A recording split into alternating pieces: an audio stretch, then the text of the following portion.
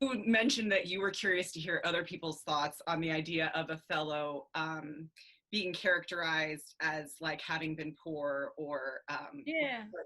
and I obviously that means that you had thoughts about it, and I do too, but I don't want to hear mine. I want to hear yours. So Well, I mean, like you definitely corrected me, but I definitely perceive the Q brothers as white, which is a large part of like my critique of them telling the story, because they have benefited so heavily from this art form that is very explicitly tied to Black bodies and brown bodies. And so I have a lot of questions about them being the ones to tell this story. Even like I think somebody earlier said that this was the OG in comparison to Hamilton, and it grated against me a little bit because I was like there are things before Hamilton.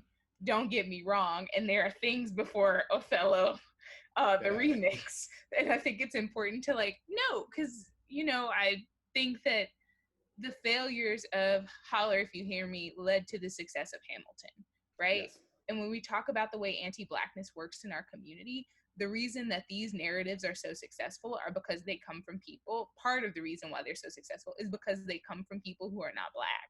And so it is more palatable because the writers and creators of these shows are not Black people.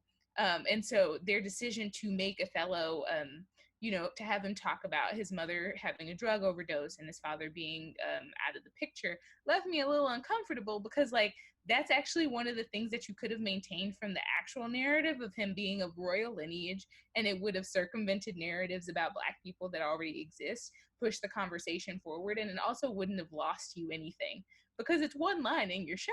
It wouldn't have cost you anything to, like, keep that and change the narrative, but instead you like play into the same societal structures of rappers, of Black people, and I'm like frustrated because I'm like, this is one of the things that you could have done and you didn't do. I think Julian addresses this concept really well. When we were doing the Hamilton presentations, I asked him to be the one to speak about like hip hop and rap because obviously I'm not the most informed rap person in the world. You might have assumed, but no, I mean I listen. She can rap though, yeah. She can rap.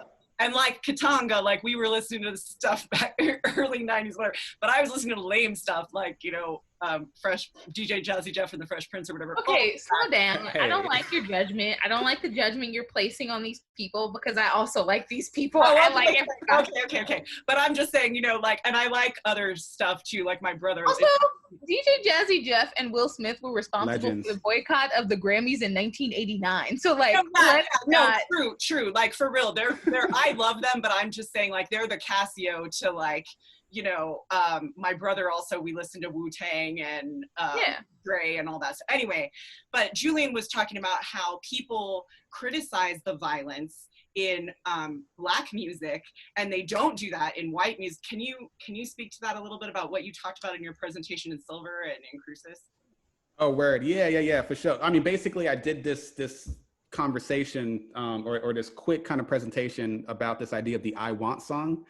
And it was based on the use of My Shot in Hamilton and how that is the I Want song, in that this is like the call to action moment in theater or in musicals or in film. And then comparing that to how that is also the common theme in most songs. I want this, and that's what we're rapping about. That's what we're singing about. And then, so then I took a bunch of rap lyrics, compared it to the I Want songs of Hamilton, and then, hit you over the head with like, okay, now what do these like country singers want? And it's like, let me shoot this dude in Reno and watch him die, and all these other kind of examples. And it's like, it's really just our perspective. Just because it's rap, we think it's one thing, but these same lyrics exist and these same themes exist. So the funny thing about that, and kind of what even inspired me to continue thinking about this stuff to the point where I wrote my PhD proposal incorporating some of this information, was after the conversation, this old like white dude is like, oh dude, like dude was crying, man. He was like, basically subtextually, he was like, oh, like that I'm not racist anymore, that like you made me call out my own things. And I was like, dang, it's not that deep though, dog, but I appreciate it. You know what I mean? But this whole conversation acts as a metaphor for everything else. Like, hey, just the fact that Kat here mentioned, this is the first time I appreciated hip hop as an art. Shout out to Kat. I'm not familiar with her, But that whole idea, like, why didn't you appreciate it before? You know, how was it presented to you? And so the fact that we can wrap this thing up in a way that's safe, you know, look at what Hamilton's doing around the world. Your original question, Amara, was kind of off of that. Oh, the use of Black arts through other people, through non-minority folks, right? As a vessel. I mean, I think the conversation was about their decision to frame Othello as somebody who came from poverty and a drug-addled background. Absolutely. I think my kind of response to that is just they wanted the stereotypical rapper image. So, you know, if we look at what that means or what it means to be a real man or a real homie, real rapper, you know, you have to kind of follow these kind of things. And that's what these rappers get caught up in. That's why, you know, you have these rappers from privileged backgrounds pretending to be or pretending to act a certain way. That's why you have people like me who growing up in middle school to appear more Black, I thought I had to sag my pants and wear XXX t-shirts.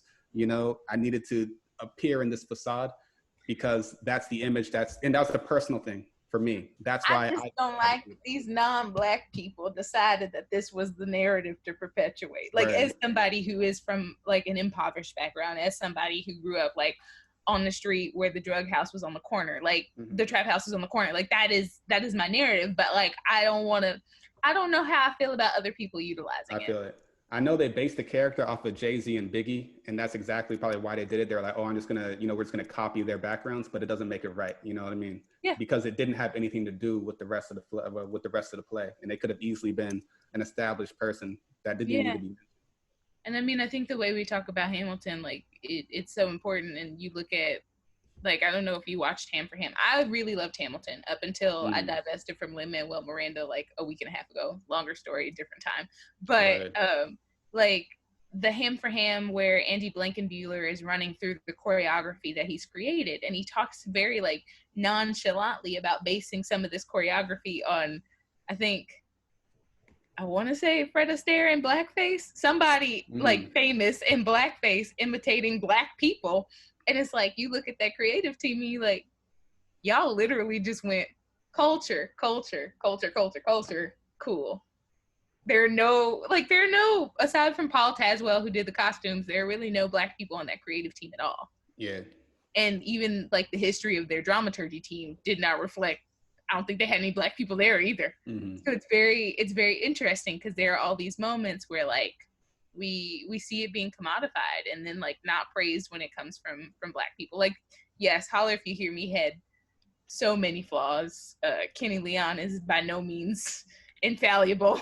The script was by no means infallible, but like the fact that it failed the way it did is very, I think, interesting and telling. Because we're not allowed to make mistakes. We're not. No, right. I know. But also isn't part of to me, like I was much more interested in the idea of attending Holla If You Hear Me if I thought it would have been centered around Tupac's story, because I don't know, as much as I enjoy like many rap artists, I have not really listened to Tupac. So I was like, oh, that's interesting. I'm curious to go see that show. I happened to be in New York during the like 5 days it ran or whatever. And I was like, I should go see that. And somebody else told me, no, it's not about Tupac. It's a horrible story. It's poorly done. Like, I'm going to see it. I mean, I think jukebox musicals are terrible. So that's a personal opinion. But like, I think on the whole, jukebox musicals tend to not have great stories. And not have like great framing devices. I think one of the most well done hip hop shows that I've seen is called Sinking Ink. I think it's a beautiful show. I think it's really. What's the title again? Sorry. What was that? Yeah. Ink. I'll put it in the chat. Cool. Yeah, I mean, you know, just through history, I don't think, you know, in terms of like a pop culture, from a pop culture sense, or when you have these things explode like Hamilton, or even like Bomedy when that first dropped. You know, visibly, even in the Bomedy of Errors, actually, you know, you have you have two white dudes and then two passing minority guys, you know, kind of pushing the art form. And this is what gets now taken all around the world. And then they get hired on the MTV to do, you know, this hip hop show and stuff like that. You know, this is like pretty much in the Eminem era of MTV kind of stuff. And so you kind of see like, overall, like you can from a bird's eye view, you can see why one thing's pushed, and then behind that all these other things come. And you know, who would like, for instance, would was Holler If You Hear Me post In the Heights? Mm-hmm. Okay, right. Like would have Holler If You Hear Me been greenlit if In the Heights wasn't, or was that one of the reasons why Holler If You Hear Me was rushed, because I know that they had a really short run in Atlanta or something that was pushed. Like, I don't know, but these are things like certainly that I think about. Far enough after In the Heights' success that because it was like mid 2000s and In the Heights is 2008. Word. But yeah, I don't know. I think that also the way Broadway responds to Kenny Leon is very specific. He's almost the only Black director that they let on Broadway, because he's been on, I want to say like 5 to 6 times in the last couple of seasons. But yeah, also Matt, The Room Where It Happens is the one that Andy talks about utilizing, I think, Fred Astaire in Blackface.